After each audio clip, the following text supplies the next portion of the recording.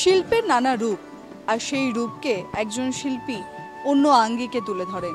তাই হয়তো নারীর শরীরে নরের অবস্থান আর নরের শরীরে নারীর। সেভাবেই এই সমাজে হারিয়ে যাওয়া বিভিন্ন প্রান্তে ছড়িয়ে থাকা বহুরূপী শিল্পীদের তুলে ধরছে এবছর আলিপুর সর্বজনীন। মহানগরের মহাপুজো নিয়ে আমরা পৌঁছে গেছি সেই অনন্য পুজো মণ্ডপ ঘুরে দেখতে।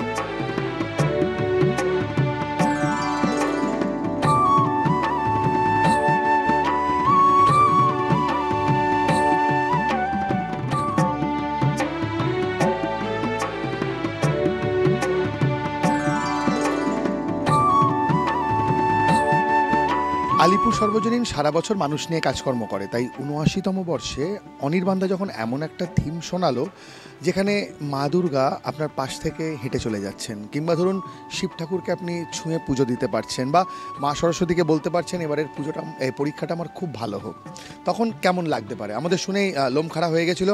আমরা জাস্ট অন্য কিছু ভাবতে পারছিলাম। বীরভূম, শান্তিনিকেতন, মালদা এই প্রত্যন্ত অঞ্চলের যে সমস্ত মানুষেরা আজও বহুরূপী গায়েন বা সং প্রথাকে টিকিয়ে রেখেছেন, হ্যাঁ, যাদের মাধ্যমে পালা গান চারপাশে ছড়িয়ে পড়ে এপার বাংলা থেকে ওপার বাংলা পর্যন্ত, তারা আমাদের প্যান্ডেলে আসছেন এবং 24x7 তারা পারফর্ম করছেন।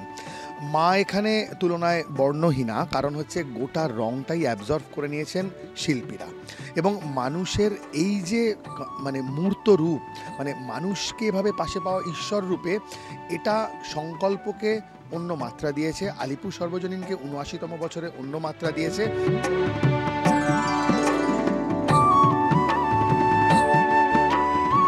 কথায় আছে, মানুষের শরীরেই ঈশ্বরের বাস।